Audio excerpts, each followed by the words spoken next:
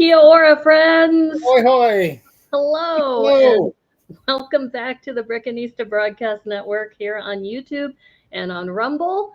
And it's Friday, and Yes, we it are is. doing Lego Masters New Zealand Season 2 reviews, and we're on episode 8.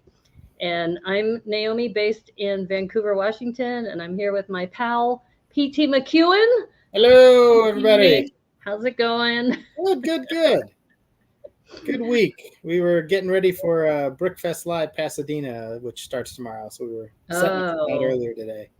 Yeah, there's actually several conventions going on this weekend. The other one that you may be familiar with is Brickpalooza in Santa Rosa, California. Yeah. And that was the very first convention I'd ever gone to.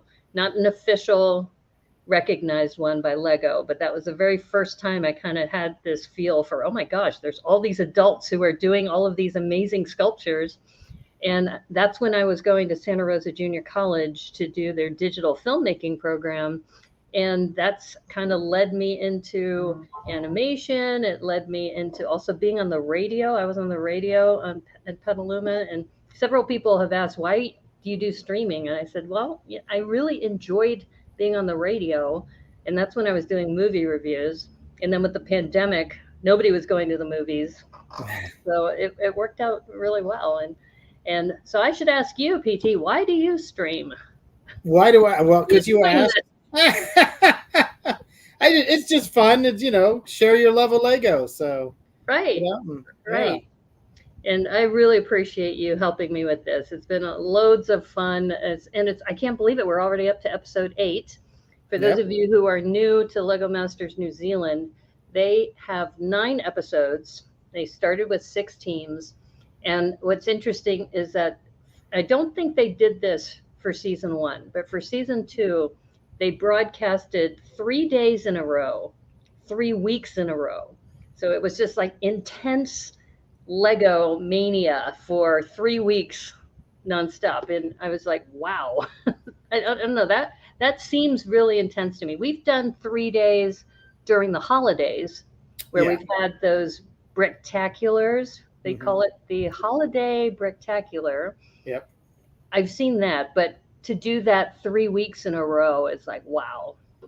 And we're super excited today because we have a special guest with us who also was with us when we were doing season 1 reviews. And I reached out to him and he was really gracious and he said, yeah, I'll be back on your show. So we didn't scare him off last time. And really happy to welcome back to the stream. Please help me welcome Jake Roos. Hey, Jake. Good to Hi, Naomi. G'day, Petit.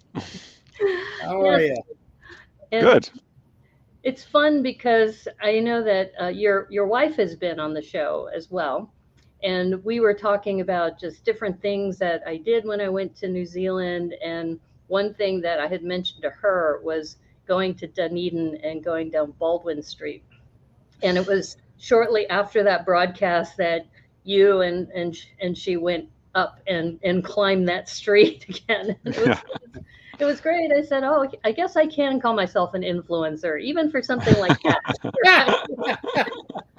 Well, Dunedin. I mean, there's lots of things to do in Dunedin, but that's quite a nice little excursion.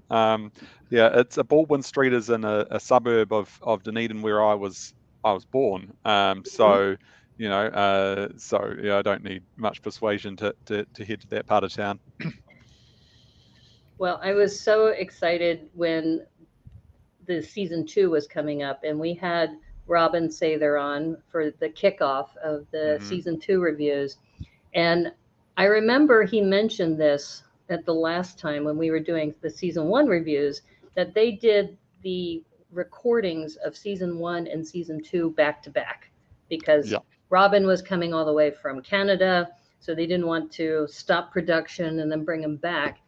And I imagine it was hard for you for season 1 to just hold and wait to tell everybody until you got the official release. But the season 2 contestants had to wait another year after that. Yeah. Oh my gosh. That was tough. Yeah. we lucked out, Glenn and I suppose everyone. It was in season 1. Yeah, because we didn't have to wait that long for it to come out, and second of all, it was all being filmed during the pandemic, and Right.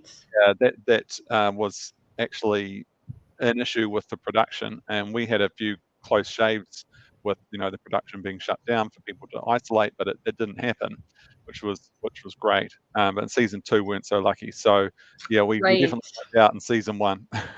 We heard about that from Karsten last week. So Karsten Jensen had mentioned that there were some hiccups because of the pandemic, and it was interesting seeing kind of behind the scenes, being on the show, and some of the things that had happened. And I think now that you've had a year to reflect back on your win, by the way, and for those of you, spoiler alert, if you haven't seen season 1, we have Jake and Glenn here, so Jake is one half of the winning team. And so I'm just curious, what was that moment like when you held up the trophy, and now looking back a year later with that whole experience? How does that feel? Oh, it feels great. I'm just, it was the most amazing experience, and yeah, I'm just really, really proud of that achievement, and Right. And you got the trophy it's there. You can see it in the yeah, you background. got the trophy there. Glenn and I have been time sharing, but it's my turn again, so that was fortunate. I got another prop for your stream, but yeah, it was an amazing experience, and to come out on top against such tough competition, and to Right. have just really just nailed it, and brought all of our, because we're learning on the fly as to new techniques and things, and True. and just learning how to push ourselves, and just turn stuff out quicker. Yeah, so yeah, the build turned out great, and we even built more than we expected, and particularly in that last hour, and in our build there's like a prop, there's the water cooler. Yes, So I we had love the water cooler. and the water cooler has fish swimming around inside it. It was motorized. We built that in the last 45 minutes. Oh wow. Wow. And it was just like, let's just go for it. Like, I had an idea for to kind of build out the world of the office with a filing cabinet and a fax machine and all these ideas, and I was like, nah, there's no time for that. But Right. the water cooler, it was just like, all right, we've got a bit of time, let's just see if we can bash this out. And it was like in the Lego movie, when like Emmett suddenly becomes a master builder, and he can see all the part numbers and everything just kind of flies together. Right. That's that kind of creative flow state is kind of like brick building. It's Lego Nirvana basically, and yeah, it was just so great to be in that space. And the other thing, PT didn't get the benefit of watching and seeing this build, but I think the other thing that was so much fun about this is you had this great sense of humor about this bureaucrat with the seal of approval and the motion and everything. Yeah, it was just a lot of fun to watch. And I'm sure you were probably exhausted too by the end of this, because you went through the whole season. Oh yeah. We were fortunate in that we got fast track past episode 8, which was also a bit of a bummer because we didn't get to build as much as some of the other teams. But so we were reasonably rested, but even so, it's grueling. And on the last day of building, because we had 3 days of solid building, and then judging the next day, and so we were running through to like 5 o'clock to round out, or even 6 o'clock to finish our 24 hours. And we're really starting to flag in the afternoon, and really I had to pep ourselves up at lunchtime, and just like, come on, this is not the time to flake out. This is the time to you got to bring it, find some reserves, Right. Well, congratulations again. This is an amazing build, and I'm curious. When we talked with Karsten last week, he was at the Christchurch Brick Show. Were you there as well?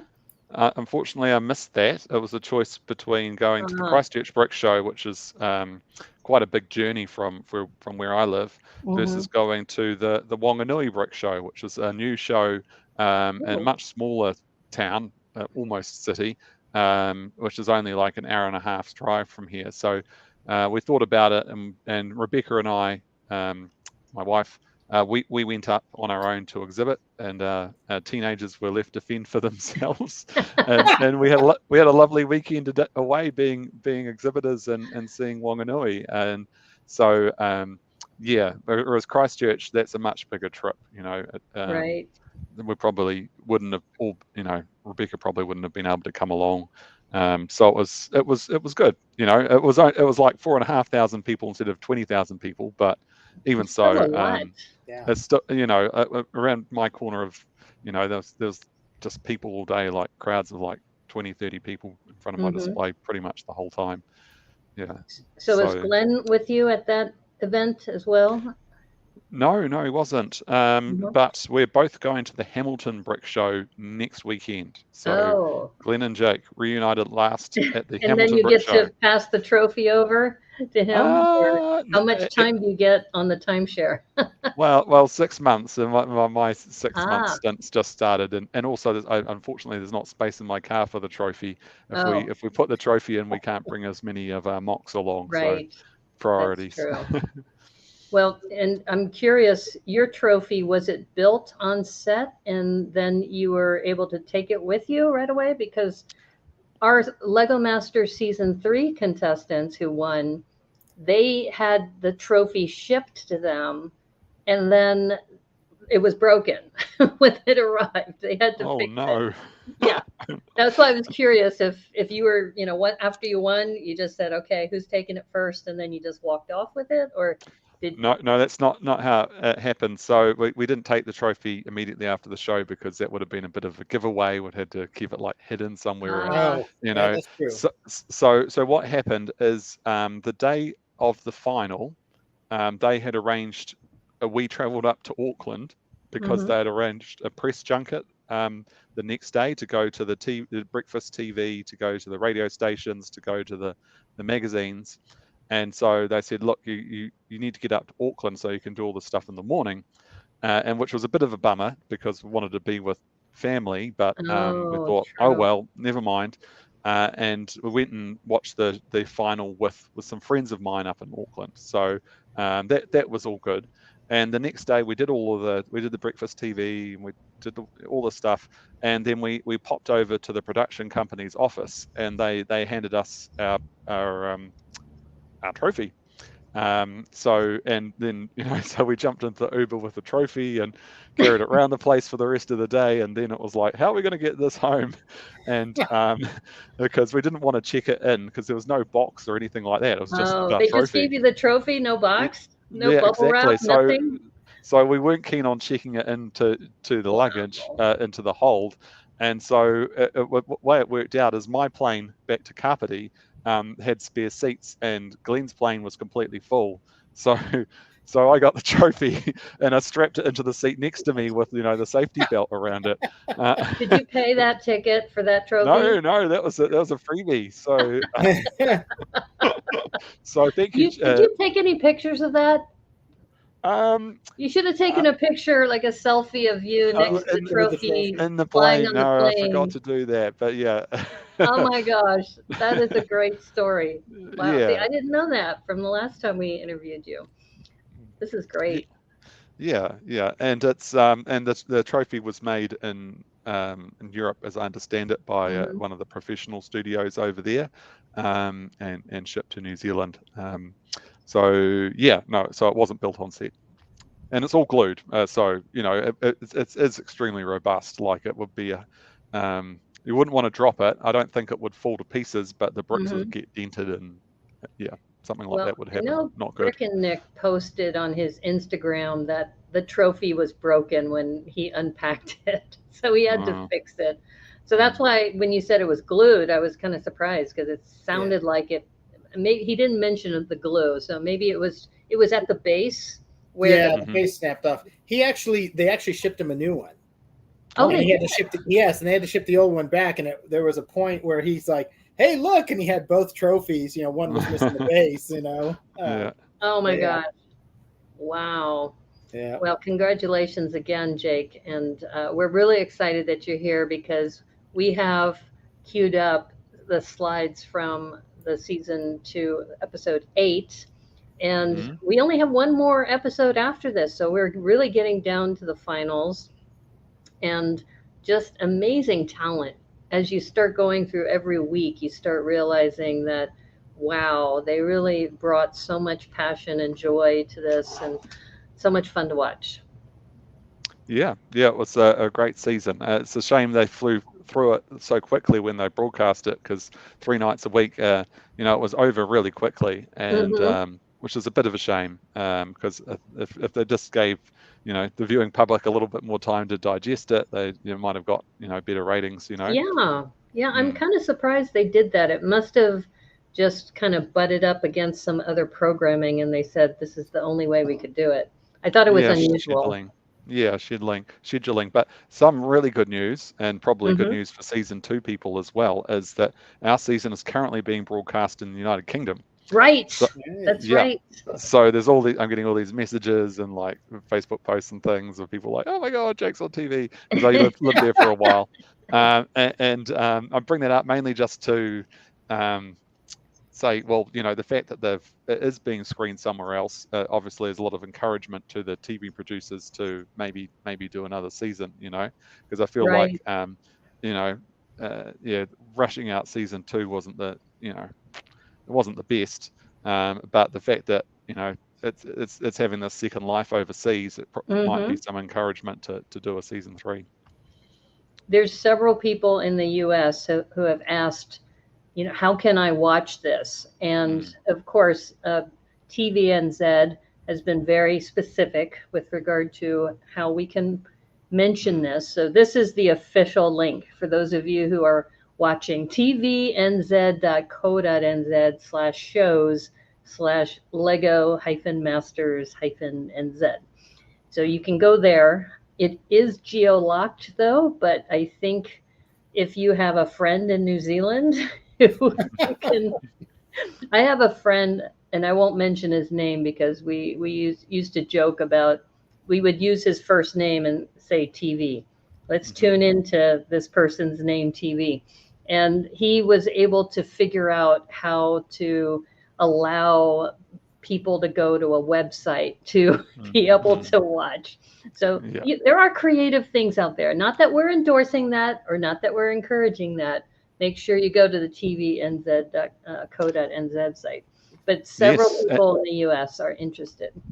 I'm not sure if you've got any viewers in the UK, but it's on Channel 4, being broadcast in the evenings this week and next week. I think they're going through it quite fast, but it'll be on demand there as well. Channel 4 on demand.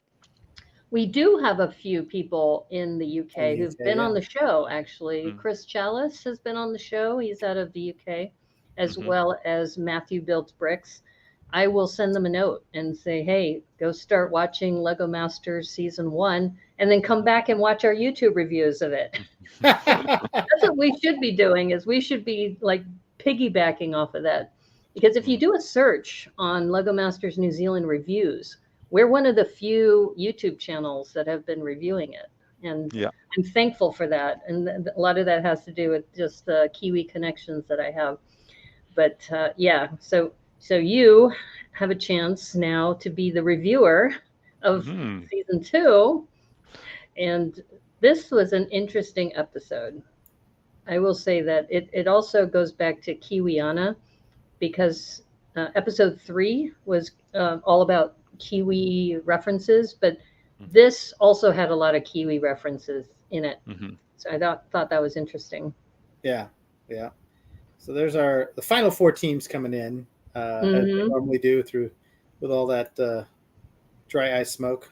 Right. And this time Charlie didn't slide under the no, Charlie didn't slide under, but and they come upon Robin and Di sitting there and reading the bedtime story, which I thought was pretty funny. It's like, what in the world? That's hilarious. I love Di it. is just so funny. I mean, you could tell, with the comedic side and his acting, but it's very cute.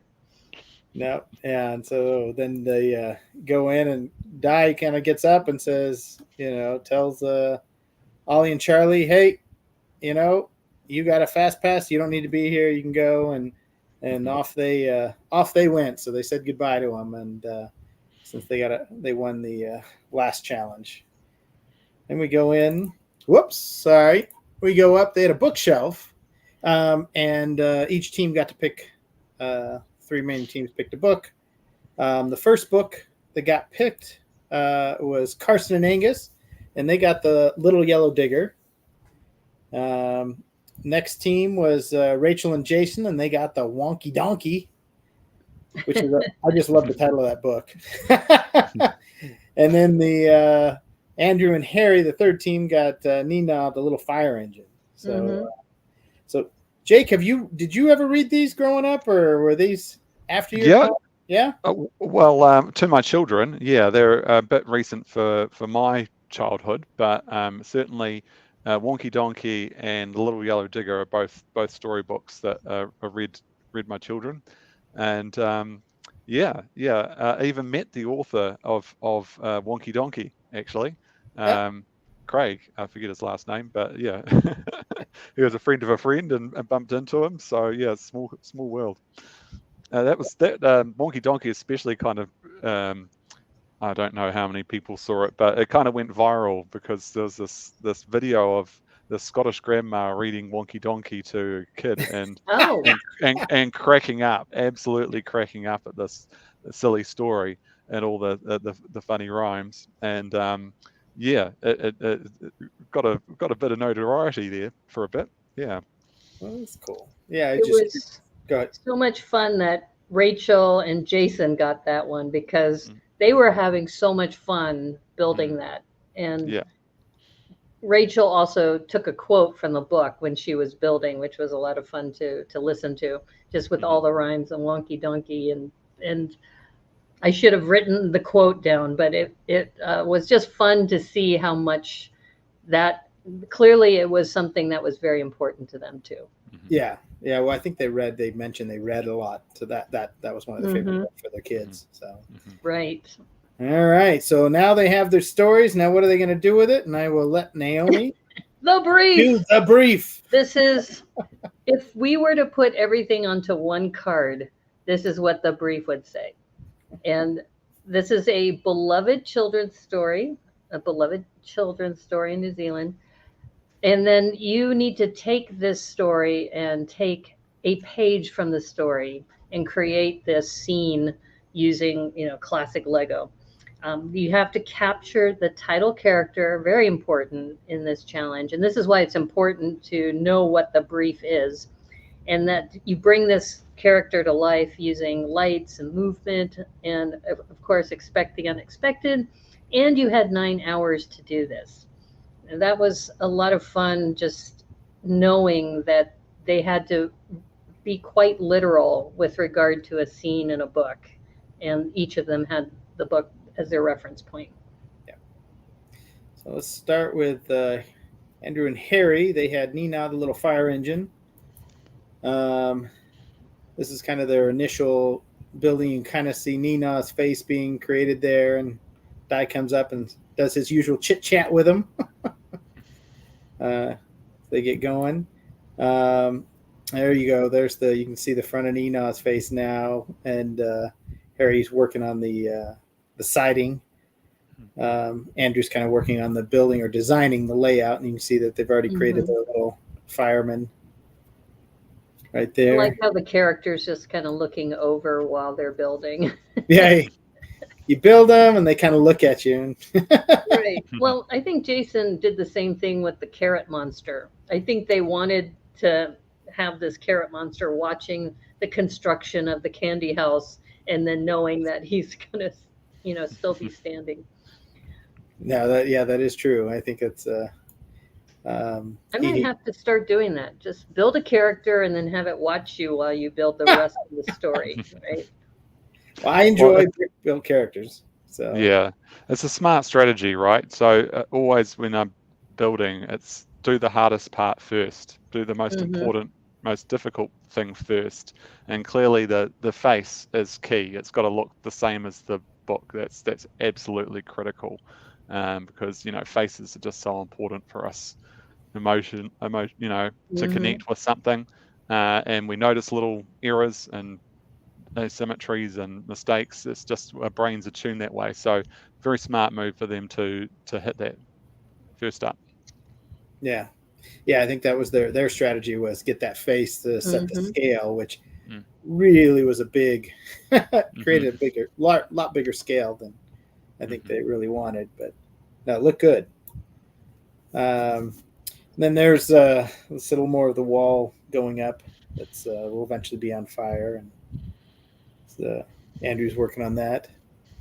I like the choice of colors too, that they went with these really good primary colors, which I think are referred to in the book. They are.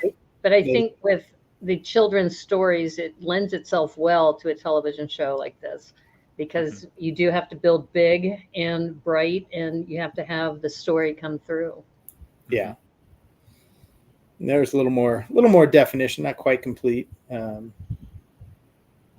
Putting it on, I think this is where they're actually testing the lights, because in the final product they had the siren lights going on top, and I think the lights on the bottom. So it's the scene where they're testing that out. Excuse me. I remember when they were putting the Technic brace on the bottom there, and I think it was Harry who said, "I have no idea why that is still standing up, but it's working."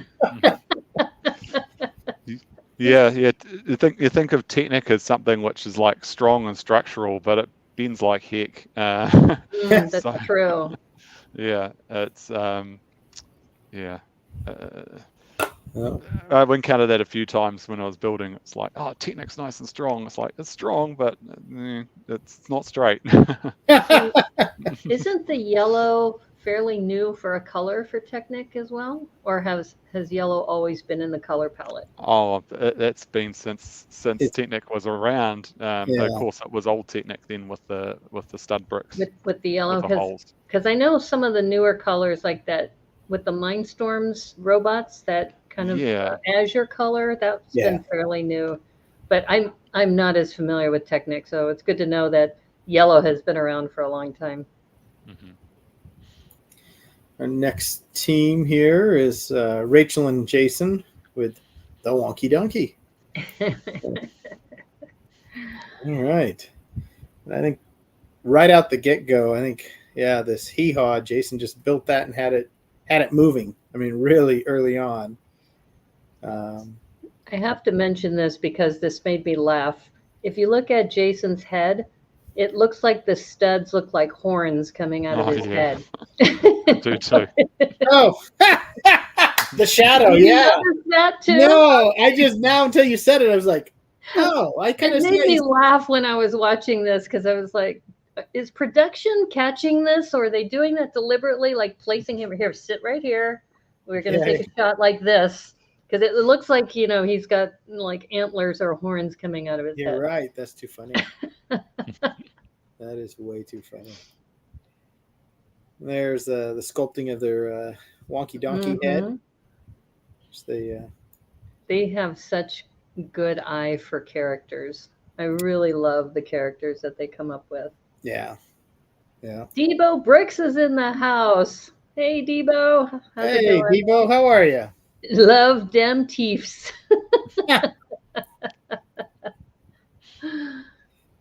Oh, buddy. Yeah, so then this, you can see a little more of their construction. They've got the front part of the donkey and kind of the back structure of the legs, and getting a little consult there from Robin on what on their build and how it's progressing and what's next. Yeah, 9 hours isn't a lot of time. It's shorter than any of the builds that we had. Yeah. So Jake, typically for you guys, I mean, when you were on there, would it take like an hour to kind of get the idea down or the concepts, or was it a little longer than that? And then building?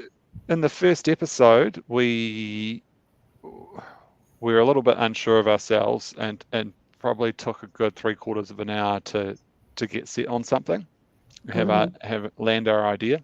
But in the other episodes, we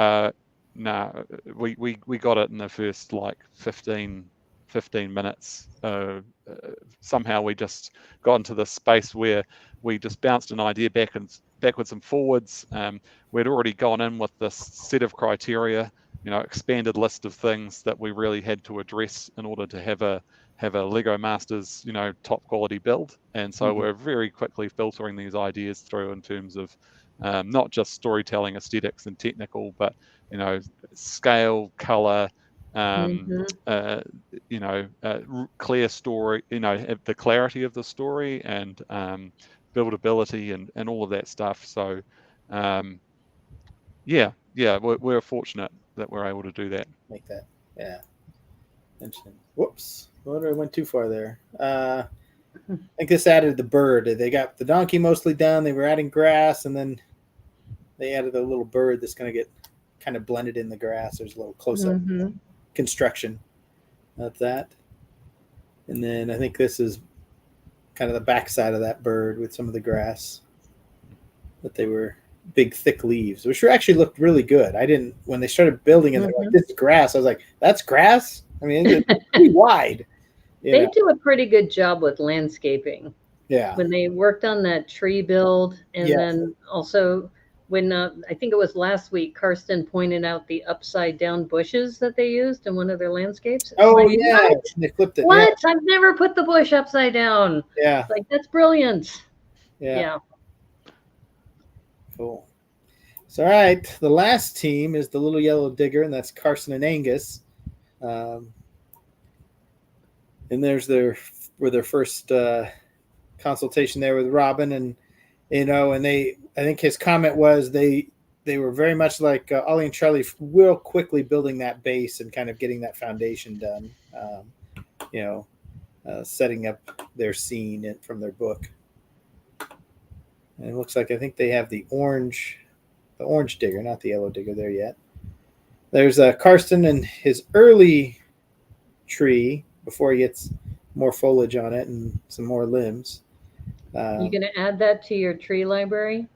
No, that's why I have a picture. So now I know. There's a lot of brick in that to make that into a library. Something you don't know, Jake, is that PT has this library of trees. So when he sees a technique of a tree build, he'll put it together and then put it on a plate, and then he has a variety of these. So when he's looking at doing a mock, he says, "Oh, I could use that tree, or I could use that tree." I have smart. More for inspiration. Yeah, so I have a small forest, two different scales, a real micro scale, and then kind of more that minifig scale that I have. So yeah. So that's kind of an ongoing joke we have whenever we see a tree. It's like, okay, is that going in your library? Yeah, exactly. Your library. That one's a little big for the library. There's a little shot, a little more filled out, not completed, but you can see the little yellow digger. Now you can see Karsten's tree filled out, and them adding a little more trees in the background from the page of the book. Let's see. Oh, that's just kind of a closer shot as they're adding more detail and whatnot.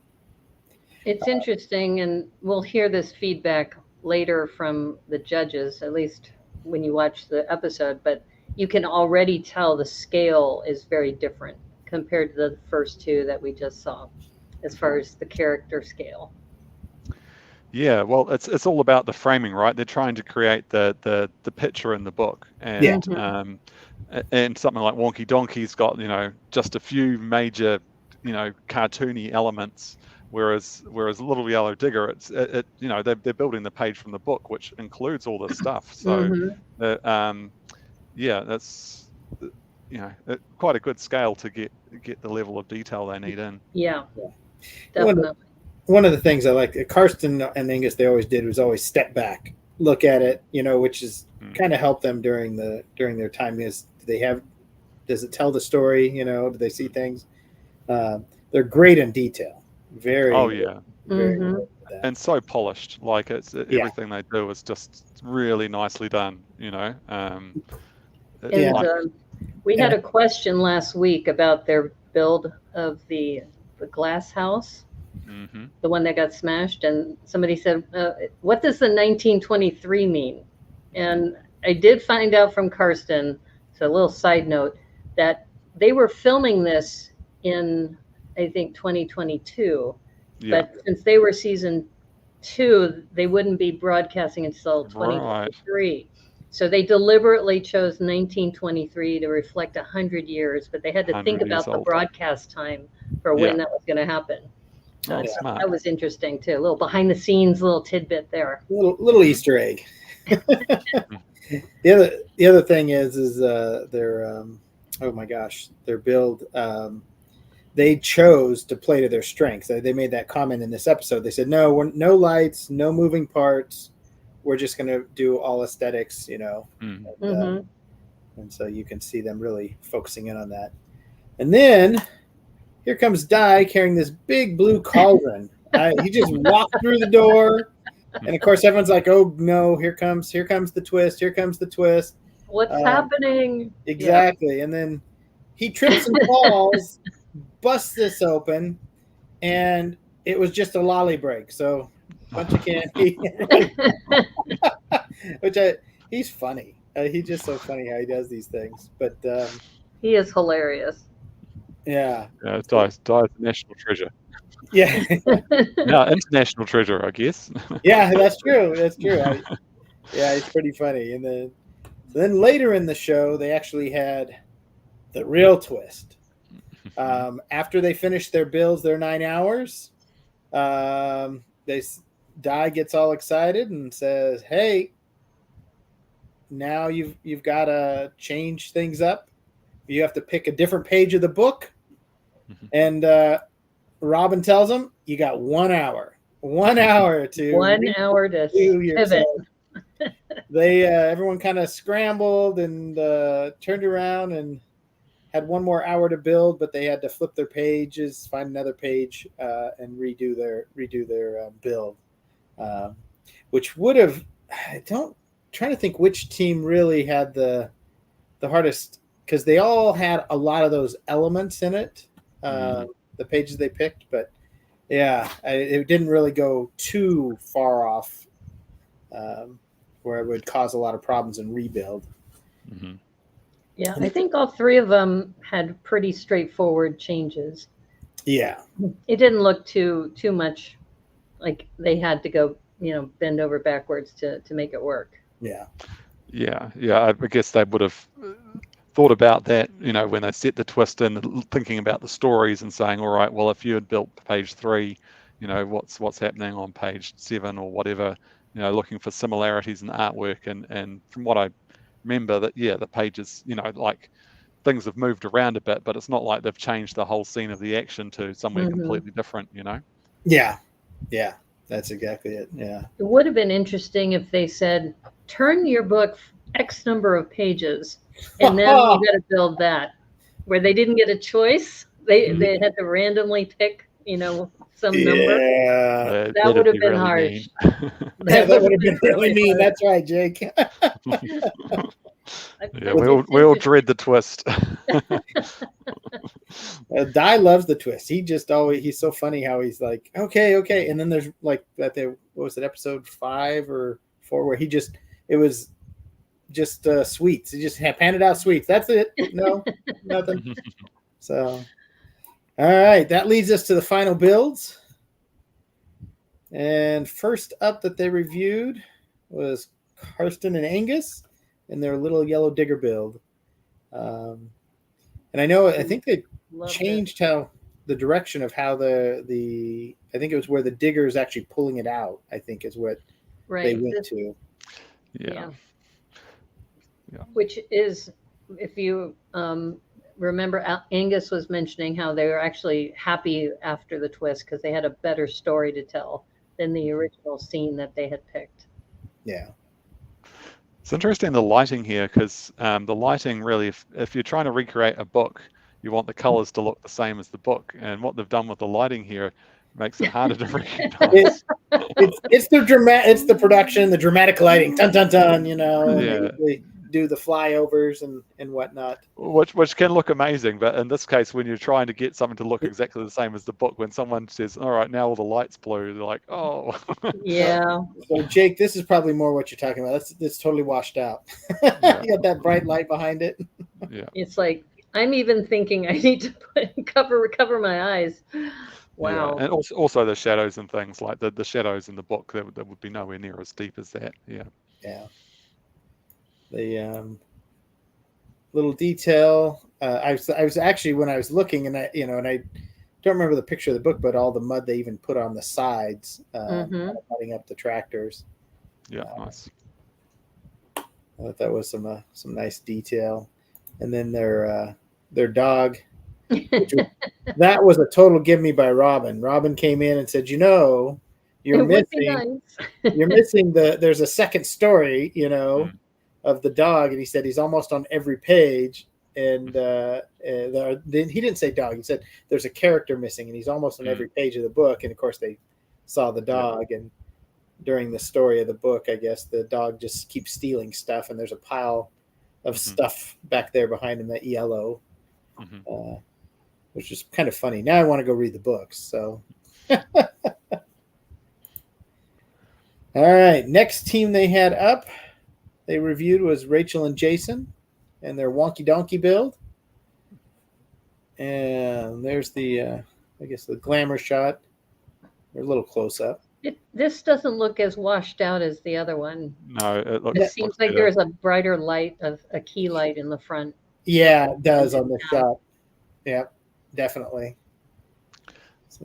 But you can't really read the hee-haw sign because of the background. The shadows coming across. Right. Yeah. It's like, what? Yeah. Yeah, Rachel and Jason were at a little bit of a disadvantage with Wonky Donkey because they not as many bright colors to play with. Like they've built the book, and the book didn't have any oranges or reds or blues or anything like that in it. It's quite a narrow palette. The brightest thing is the bird, which they've got in bright yellow, and I guess the bees. But it's much more challenging to make it pop when you're recreating something which is actually not that poppy. Right. Well, I think that, but it's, like they said, I think Robin said it was a little more cartoony, but you're right. The picture, that book in the picture was kind of faded. It was not real bright colors. There's the bird. The bird really popped. Yeah, well, thank goodness for the bird. Yeah, exactly. You're right. What would have it looked like without the bird? Yeah. And in this case, the twist, they added a scene where the bird is near a washing line or a clothesline, as we would say. Yeah. With a clothesline and some trousers that are hanging on the line. Yeah. I think Robin actually said they did the most building, I think, for that last hour. I remember his comment is like, you guys really took, and had to build, because they built this whole other structure, moved the bird out of the grass, and had its wings flapping, I think is what they did to expand that. And there's your head-on shot with your hee-haw and a close-up of the grass. Well, and then we'll get the other side. Wonky Donkey eating the buttons off the trousers, or was it a shirt?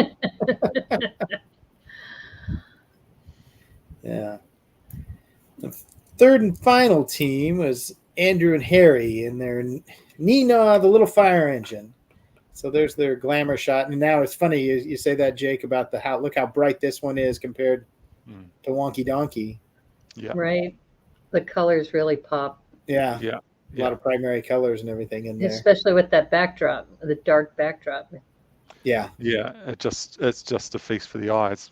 And the fact that the image also is very simplified. It's not little fine details like in Little Yellow Digger. It's all just big blocks of simple shapes. It makes it super striking from a distance. No, absolutely. So they had a little rescue. There's the grandma asking for help. Then I think the story is they run out of, the little Nina runs out of water. So They hook up the old outhouse, that has running water apparently. Apparently. Yeah, I was like, going to ask about that. Nah. They're famous for not having running water. Like that's what I thought. It's like, yeah, it's a water source, but it's got some other things in there. Yeah. Yeah, Yes. it's a good thing that Lego doesn't recreate the smell either. Yeah. So then they hook it up. No, that's the money shot. That looks great. Yeah, Yeah. I love the face, and then the what is it? The catcher that they have Yeah. at the bottom. Yeah. So it's like, go ahead and jump. We'll catch you. Yeah. No, you're right. That is the money shot. I wonder if Andrew and Harry did their own kind of top-down view as well when they were building this, or if this was just the camera person who put this together. I'm trying to think because I don't remember the book, but yeah, this is the camera shot. This is definitely a camera shot, but I don't know. I'm pretty sure this is pretty close to one of the pages in the book. Okay. Yeah. So someone in production probably said, "Oh, hey, let's shoot it like this." Mhm. And it makes such a difference too, because this is the trouble, right? Like if you a model is a model, right, which is sitting there on the table and you can come in from a distance and walk all around it, right? Yeah. That's completely different to an illustration in a book where the artist has chosen the exact angle and the framing and the composition of where everything fits in the eye, and same with making a movie. Same thing, absolutely the same. And when you're building a Lego model, you've got these like, oh, I want to make it like a film I saw or a book I saw or something like that. But it's not the same, unless you can force someone unless you're just online or whatever, you're doing Instagram and you get the camera angle just right and then just put that up there for people to see. The experience of actually being in a room with a model is very different, Mhm. Yeah. So it was great that the camera person did take the effort to frame it the way it should be framed.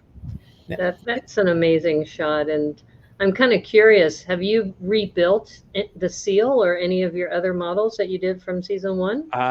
No. Well, actually, no, that's not true. We did the heart. So when Glenn and I went on breakfast television, we got a little heads up that they wanted us to build something during the show, and we're like, what bricks are they going to have there, and how much time are they going to give us? We don't want to look like complete turkeys and put together something really lousy because we basically had no time and no bricks. And, so we sneakily prepared something earlier, a miniature version of our love heart from the art build, the monochrome build, the broken heart, the guy pulling the heart on the face. And so we had that one, and then later on after breakfast TV, I motorized it just like it was on the show, so it turned around on its own. Managed to burn out a motor actually after doing that at several shows for like 30 hours or more. But anyway, so we've done that one. We have discussed rebuilding a lot of the models, but it hasn't happened yet. I did start building the mechanisms for the seal of approval. Nice. And see, it's got the tongue coming out as well. Yeah. That's funny. And here's his rear flippers as well. So the seal will be back. The seal will be back and fully motorized. So, but obviously at a much smaller scale. This is like, like a fraction of the size. Like a half the size, or not even half. And of course, if it's and obviously that makes the whole exercise a lot cheaper and easier and logistically as well, because once you've carry. It, you have to actually move it somewhere. We never had to do that with our build. It just had to sit on the table. So and do things like change the batteries and all of that. So smaller seal is a lot more practical, but obviously a bigger seal, it looks cooler. So I'm not sure where we'll settle on size, but we're definitely, it's on the agenda. Very nice. Glenn and I. Well, it's nice of you to share your secrets too, because I think there's some builders who don't like to divulge a lot of the behind the scenes parts. So it's nice that you've given us a sneak peek into what that whole mechanism was. Oh well, it hardly matters. I mean, we've already won Lego Masters, so everyone can find out now how that one works. It's the It's like, next one that will be a secret until the Yeah, grand yeah. finale. well, I think especially since you won, a lot of people are curious, like, how did you get the stamp mechanism to work? And I remember we had interviewed the two brothers, Greg and Brandon, from season 3. And Brandon had come up with this mechanism where the bottom kind of comes up and then spins and comes back down. This elevator Yeah. and it had a spinning motion too. And people were saying that he came up with that in the span of a couple hours. And in a Lego camp on the Billund campus, 2 designers, they wouldn't be able to do that in a week. So just having that kind of ability and being able to share it with other people, it just elevates all of us, right? It makes us all better builders. Yeah, and I kind of wish there was more of that was actually made it to air on the Lego Masters New Zealand, Mm-hmm. because there was a lot of problem solving and a lot of mechanisms and things that just did not get in the show, because the show is only 45 minutes long, Yeah. right? It's not a lot of time to get through everything. So a lot of stuff got left on the cutting room floor. And people ask, well, how did you do that? And it's like, well, they filmed it all. They just didn't show you. It's Well, a you bit know of who a does. waste, really. But yeah. And I don't have the builds anymore to show people. But actually and there was stuff that just came up with on the spot, like making the heart turn around. That was Glenn, and they did have this on the show. Glenn said, Mm-hmm. "Can you make it turn?" And then they've got the camera on me, and I'm going, "Yeah, yes, I can." Yes. And that Yes, I was me. can. And that's the exact moment where I was like, I was like, this is how I'm going to tackle it, and this is how I can solve the problem. I haven't had this problem before, but I'm thinking about it right now, and I've thought of something. But yeah, with seal of approval, we knew we were going to build that, right? So I did prototypes, and I have photographs and video of all the things that I put together in the days just before filming, to test out the idea. Gotcha. All right. Well, let's see. And just as a side note, if you do want to look at some really good mechanisms that are out there, J.K. Alleman, his Oh site, yeah, he yes, willingly shares a lot of his instructions as well. And he's also had a couple ideas, Lego ideas, that either made it all the way through Lego Ideas or ended up in the Bricklink program. And that's how I'm trying to learn some of his motion, like one of the ones with the flying airplanes, I guess, yeah, the dogfight. Mhm. yeah, It's just brilliant, just having yeah, that motion going back and forth. yeah, So yeah. become a GCB builder, and you can start that way. Learn a Hmm. lot about gearing, doing GBC. That's Yeah. great ball contraption for those of you who we always have to remember that acronyms. We need to spell out the acronyms. So, well, let's go. So they had, out of the 3 teams, they had to pick 2. The first finalist team or the first team going to the finals was Karsten and Angus with their build. And they were surprised because they had a quick interview before they made the announcements, and they were looking around the room and they said, the other builds are so large and in comparison to what they put together, but it was all the detail. And what Jake was mentioning earlier, that they had no motion. I don't think they had any lights either, right? That it was just the landscape, and they still made it to the finals. Yeah. I think it's, if you look at the picture that they were going off of, their picture was, it was 2 full pages, and so they had a wider thing. Even like Rachel and Jason's, there's, like you said, they were big, kind of cartoony, and the donkey took up 1 page, and the bird and the grass, and then of course the big hee-haw was like on every page, so that added. Yeah. Motion, unless it's like explicitly part of the brief, like you must have motion, then you could totally leave it out. Like, I mean, it can be if it's not a requirement, then it can be a tiebreaker, as we found. like with our suspended challenge with Broccoli Man. It was like, oh well, you Yeah. know, the Flying Pig has got more mechanical functions than Broccoli Man, so Flying Pig gets it. So, you know, that is a clincher, I sure. loved the Flying Pig, though. You Yeah, gotta it was a admit, great you build. know, Yeah, oh, it was great. It was great. But yeah, it was Georgie and explicitly though. Andrew. Yeah, they did a great job. But Yeah. in the end, it was Robin saying, well, actually, they've done more with motion and mechanics than you have. So it can be decisive, but only like the other things are generally more important. Right. Yeah. Oh yeah, you got to get the aesthetics right, and you got Yeah. to nail the primary concept. Because if you don't get the concept, it doesn't matter how much motion you have in there, right? Exactly. Yeah. Exactly. Yeah. No, I was when we had Robin on that first episode. He was, asking about judging, and he got very said, "No, I have a little metrics," and he had it all laid out. Because I thought, I was like, well, I thought this was a better build, but it didn't win. And he just lays it out. He says, "Nope, I have points," and he awards points, and then he totals it up. And so, yeah, you hit those key things. And if it's not part of the brief, don't do it.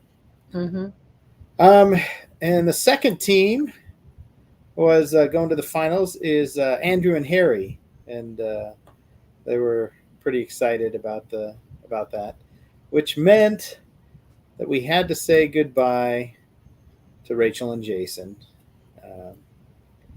So our finals. I was so sad to see that. I was really cheering for them.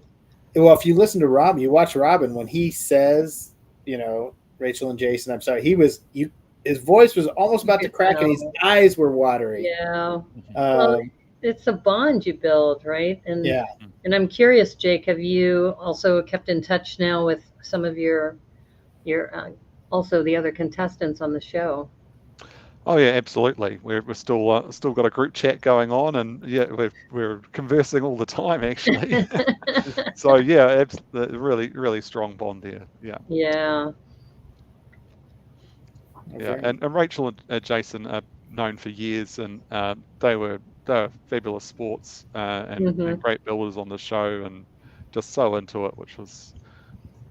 They're such a delightful couple. Absolutely, yeah. Yeah, they're just and we had fun chatting with them too about how they have this love of how the Lego can tell the story, but it's just also the way you build, because Rachel has a business with Lego as part of it, and how that it's almost like a Zen part, where as you're building, you get into this really good place of happiness and joy of building together.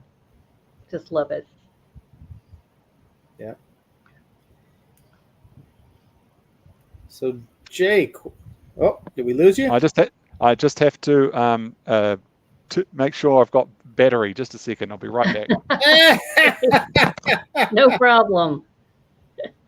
We're going to put you in the back room for just a moment.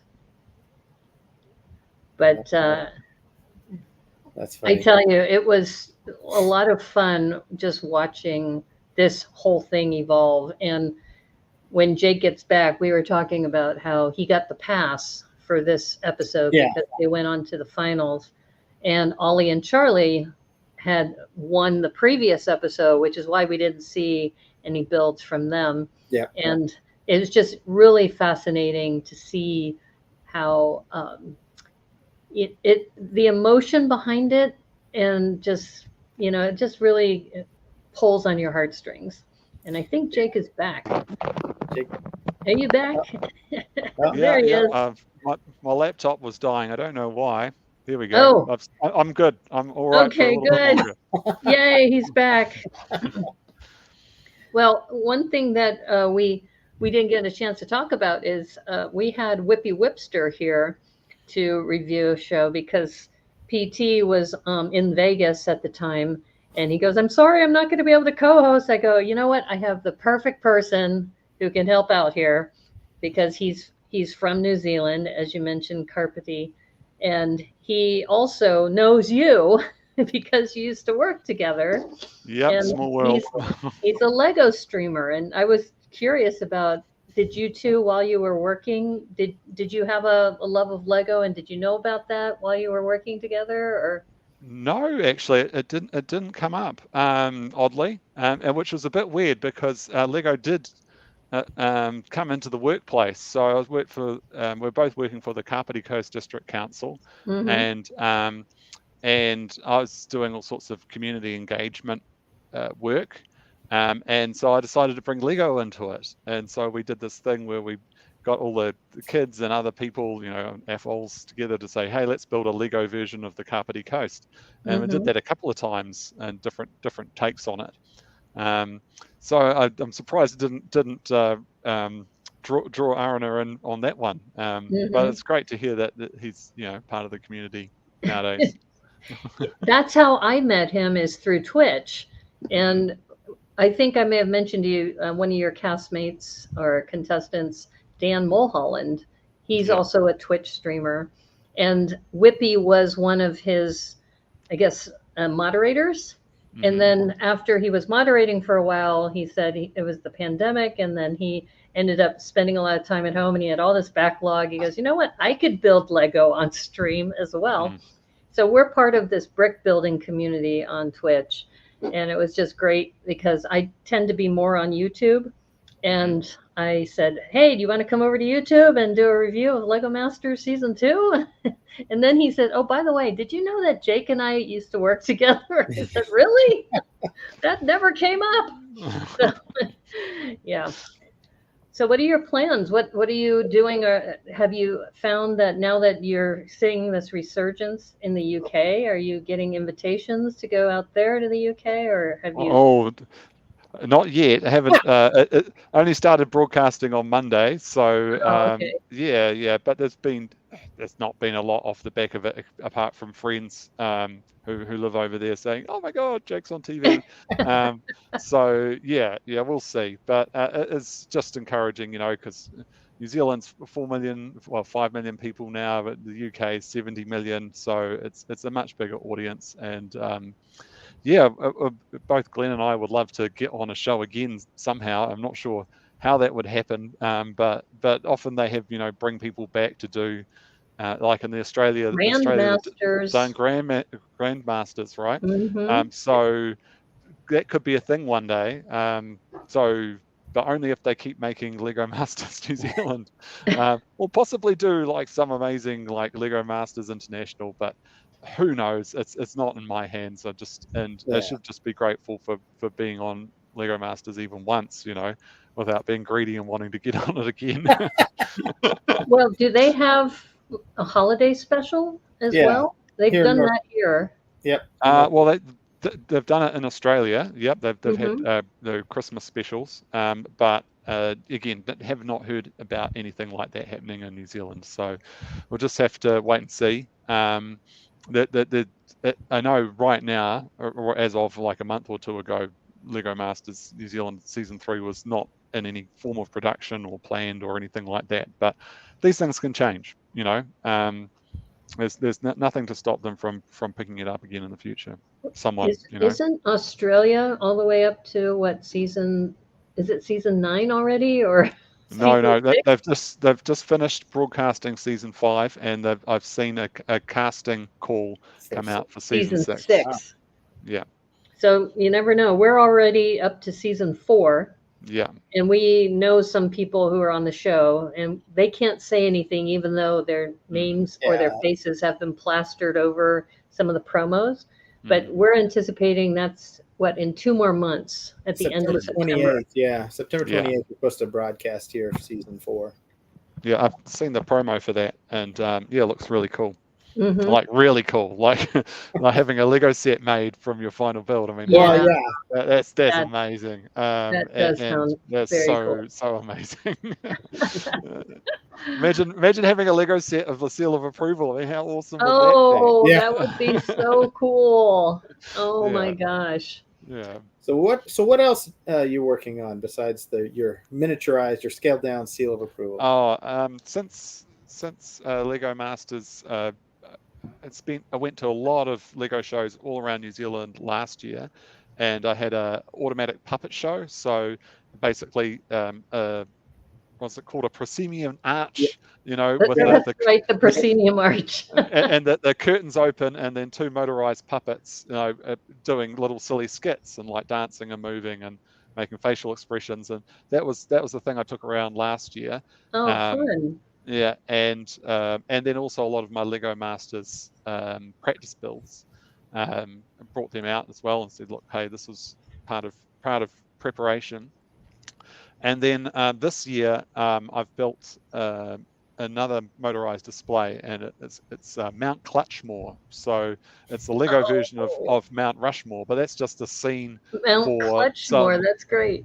for some absolutely crazy action to unfold, because Mount Clutchmore isn't just a national monument, it's also a base for a supervillain, and the whole story unfolds of the supervillain executing his diabolical plan, and then the hero striking back, and it all happens, you see, rather than just being a static scene of, you know, in the middle of the action. The entire thing unfolds from beginning to end, Right. you know. So Have I'm you really seen proud of that that one. South Park movie? Isn't there a South Park Oh movie? yeah, with absolutely. Yeah, Team America World Police. Minions? Yeah, Yeah. so absolutely, that was a source of inspiration. But I have to say, the makers of that film were inspired by the same thing that inspired me, which was the British TV show Thunderbirds. Yeah. Okay. So they were inspired by Thunderbirds. I've been inspired by Thunderbirds, and we've kind of converged on Right. Mount Rushmore. Oh my gosh. Yeah, but there's lots of different influences coming in there, you know. Yeah, no. It's, anyway, so both of those builds, the puppet show and Mount Clutchmore, on my YouTube channel. But I am making upgrades to Mount Clutchmore at the moment to make it even more exciting. Very nice. Do you see yourself coming to the US for any kind of brick shows in the future? Ooh, no, I hadn't planned on that at all. I mean, no one.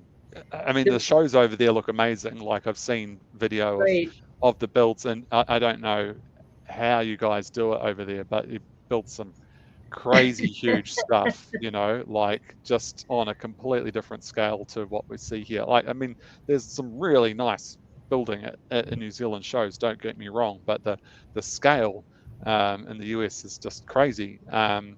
So that's a real temptation to see some of that stuff firsthand, but no plans at the moment. The reason why I mention this is that Brick World Chicago had the largest gathering of Lego Master contestants that of any brick show ever, from what I understand. I think they said they had 45 or 47 contestants from around the world. Yeah. And the one you might know from Australia is Watkins Fleur was there. Fleur Watkins, Fleur Watkins, yeah. and then you also had people from all the different seasons of Lego Masters US. The Canadians, who are also part of our season 3, were there. There was somebody from the Netherlands who was also at that event. So I would suggest that you may want to pencil in Brick World Chicago for 2024. And the other reason why is this Sunday, we are going to have on the Brickanista Broadcast Network the new Hashima coordinators for that massive collab. I don't know if you've seen this, Jake. The cyberpunk thing? The cyberpunk city. Yeah. It had that was like 80 collaborators from, I think, 8 different countries. And we're going to talk with them on Sunday. So Sunday, cool. 1 o'clock my time, which I think is going to be like 8 a.m., I think your time, something like that.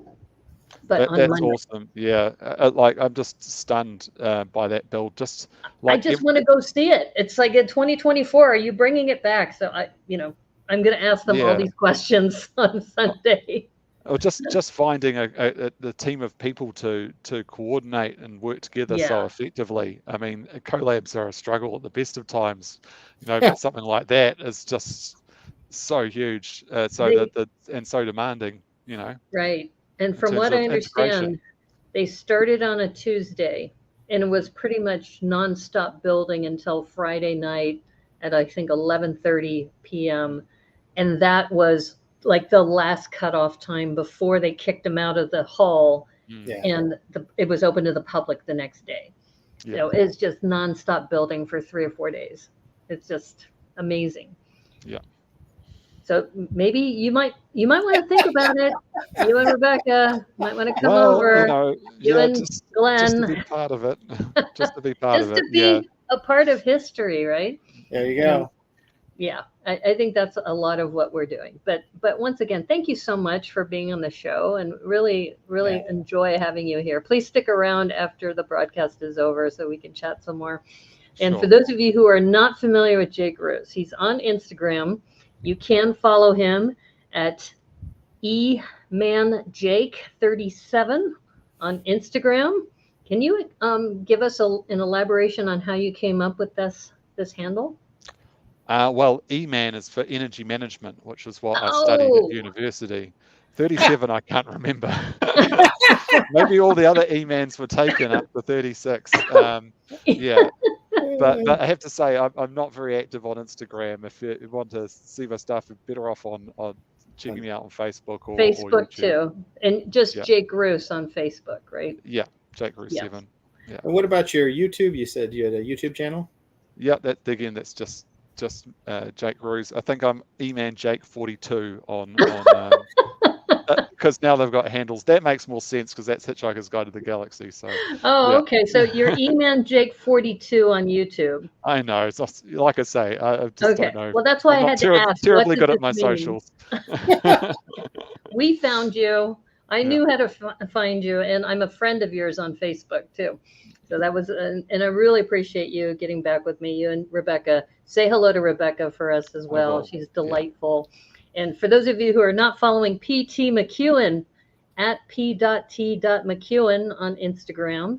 And I think you have a show coming up, right, PT? You said. We just did BrickFest Live this Saturday in Pasadena at the Pasadena Convention Center. So if you're in Southern California, near Pasadena, if you want to see PT in person. Yeah, in person. His mom. No, but it's our lug. We have a couple different lugs. Thai lug, Lagola, Long Beach lug are all exhibiting together. So, right. And of course, once again, here's the website. I'm not going to say it out loud again, but that's the website if you want to go see these Lego Masters Season 2 shows. As you're listening to the Brickanista Broadcast Network here on YouTube and on Rumble, please like and subscribe to the stream. Every little bit helps. I'm trying to get to 500 subscribers, and it doesn't cost you anything. Just hit and like and subscribe. And if you want to send any fan mail, you can send it to the Brickanista Broadcast Network, P.O. Box 87232, Vancouver, Washington 98687. You may not know this, Jake, but I used to be up in Seattle when I interviewed you last time, and I've now moved south, not the North Vancouver, but the South Vancouver, just north of Portland.